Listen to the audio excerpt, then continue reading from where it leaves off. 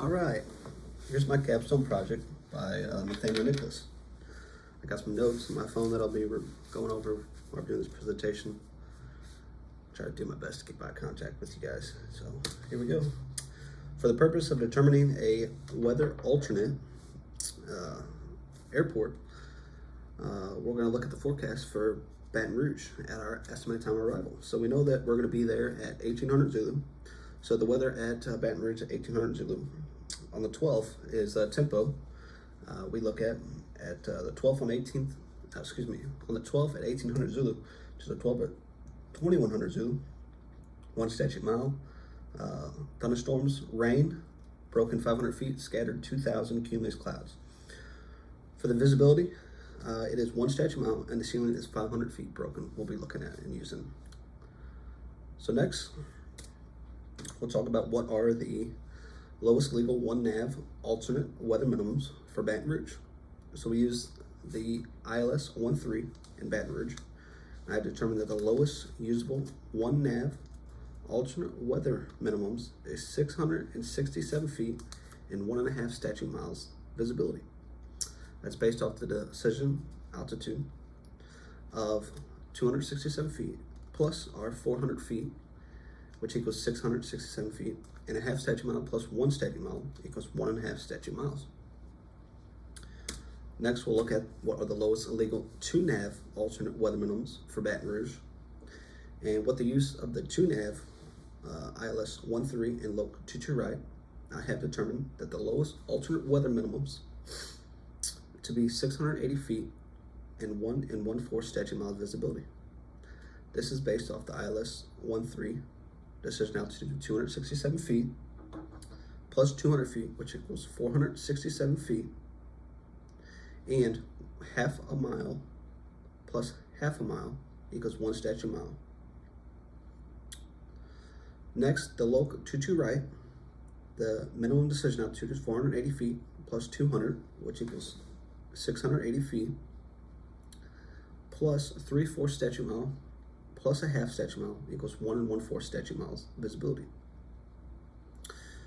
The reason it is 680 feet and 1 1/4 statute mile is because we use the 2 nav rule, and this stipulates that we take the higher of the 2 derived alternate minimums, which would be the 680 feet and 1 1/4 statute mile visibility.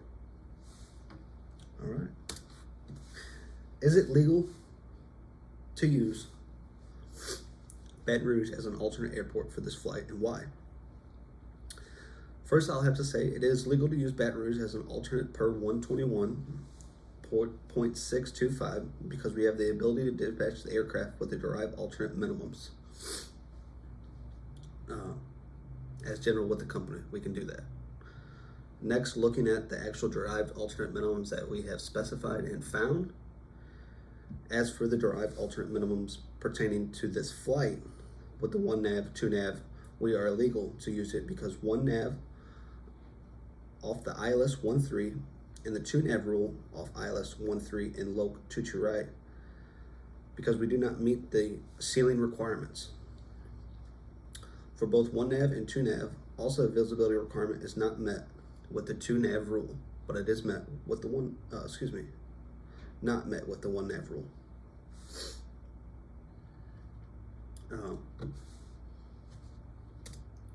Next, we'll look at, if not affected by the NOTAM, what would be the lowest legal alternate weather minimums for Baton Rouge? With the use of the ILS 22 right, we will have a derived decision altitude that would make us legal to file based off the 2 nav rule.